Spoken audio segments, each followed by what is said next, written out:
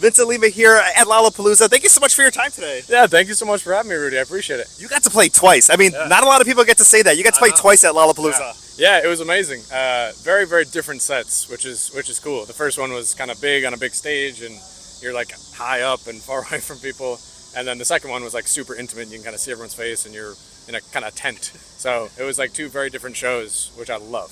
And the thing to you too is, I think so many people now discover music online, but at a festival like this, you get to just see it in person. You get to see the artist. You get to hear the stories of how the songs were created. Like I've always loved that aspect of it, and I love like that it's still a thing that people get to enjoy now. Totally, yeah. And I've got a lot of like stories in the songs and stuff. And so even on the big stage, I still will give a little bit of background because personally I love like going to see an artist I love and kind of getting to know the songs a little bit more when you see them live. Yeah. So I try to give a little bit when I can, Yeah. 2 EPs, now a full-length featured album. I mean, tell me a little bit of the process and some of the new music you have.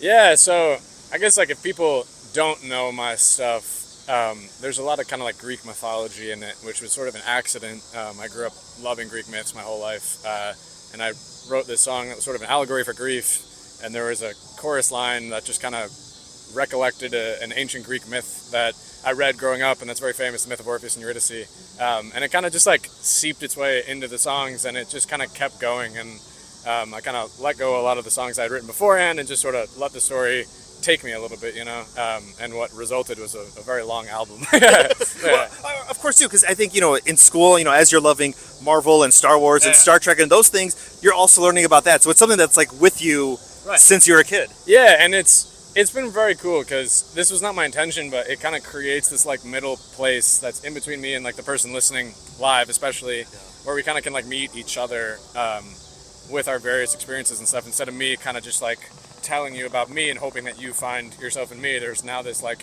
in between place that feels a little bit safer to put vulnerability, because like that's why we love movies and shows and art and literature and stuff. It's like you see yourself in characters and stories and narratives. So yeah, I mean, talk a little bit too, because I saw an interview with you that like punk pop, and your sister was kind of the influence, but that's not the music that you are doing. So talk a little bit about maybe some of the music you grew up with, but also kind of finding your own voice.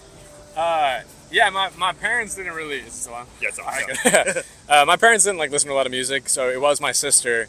When the iPod kind of first came out, she was like torrenting music online into it basically. And we used to like burn CDs, and we had like a boombox that we would share, and so all the stuff in between there.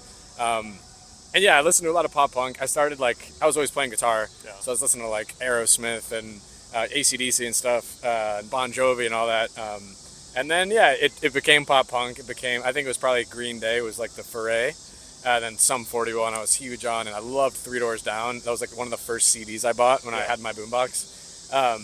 And then that kind of stopped in high school. I discovered a band called Radical Face, which is one dude really. And there's this song called Welcome Home Son that's been like synced in every like Nikon commercial basically, and it's a huge song. And that was like the first time I had really like gotten hit by like folky sounding music. And that's why I started playing the piano, and that kind of led me down this rabbit hole, and I, discovered the like 60s and 70s Laurel Canyon scene, and just sort of like singer-songwriters, first last name people that just kind of like express themselves through personal stories, and there was just this like beautiful thread that would weave through like their personal experience and like mine, and it was a very new way for me to like hear music versus the pop punk thing, which was like a lot of noise and emotion, but like still. That's what I needed at the time, I want to say two things. One, I still have my old iPod, and every once in a while I want to go for a run. Like, those songs are still on there. They still hit. They still hit. They always hit, yeah. I could listen to any of those songs, and they would still hit. Yeah, so I wish I could tell you it was, like, always, like Cat Stevens and Jackson Browne and the Eagles, but it wasn't, it was a lot, yeah.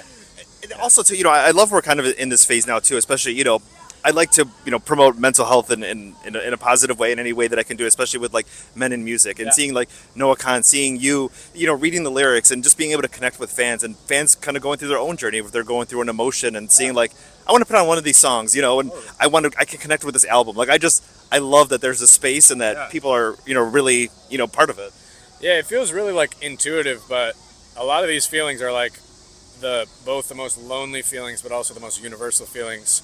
And so when you create a room like Noah Khan has done, like I was lucky enough to see him in Montreal last year, and it's like the loneliest feelings in the world, but felt universally in a shared space where everyone's feeling it, and you look around and you're like, it's okay. Yeah. Like I can feel these things here, and I can be seen here, and it's really cool. And he's obviously got a lot of resources, and he's used those resources beautifully to promote mental health, and he's got a foundation and everything. And hopefully I can be so lucky to have a career like that. But yeah, it's really important to create a space where people come and can just kind of like exist and feel everything and not feel judged, and look around and see peers in these feelings. And it's hard to find spaces like that for people. So The other thing too that I love is that I saw you on stage and you're like, I'm here with my friends. That it's not just like you coming here by yourself or other like musicians in Chicago. That you're doing this together as and you're about to embark on a big tour. Like, talk a little bit about the community that you've built and this upcoming tour that are hitting around. Yeah, like music for me was always so solitary. Like it was always just me for a lot of reasons. Like growing up and stuff, it was like I was always alone, and it was always like in secret of night where I learned the piano and learned to sing and stuff. And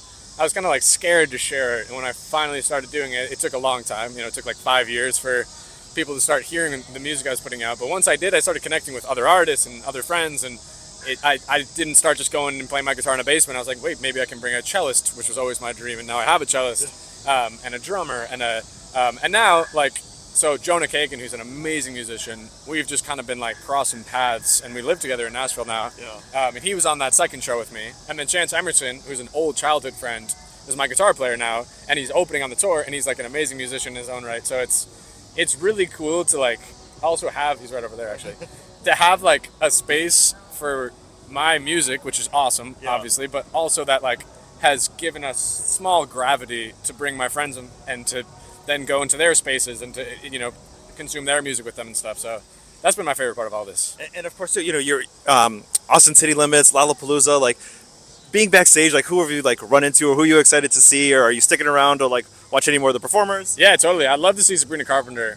We saw Wild Rivers. We saw Will Avalon. We've seen some amazing artists today. Yeah, it's all very like hectic. You kind of show up and then you're kind of like whisked into a thing, and then the second show we had was very close to the first. So I'm excited now to be able to like to relax, to and like kind of walk around and meet some people, and it's cool to like build community, like you said, and to make friends. That's like what this is about. And let people know where they can find your music. Instagram and website and all that kind of stuff. Yeah, I mean if you like my stuff, you'd have a hard time not finding it on Google. Like you can just there's a website. That Spotify is I think a place where a lot of people are discovering it, and my friend Jonah, I think people discover me through him and stuff. So there's a million places, Yeah, but follow along on Instagram. I'm always posting stuff there, and I'm gonna do a tour in the fall and roll an album out for the first time. Awesome. Well, you're the best, and thank you so much for your time today. Rudy. I appreciate it. Thank you. Great to meet you.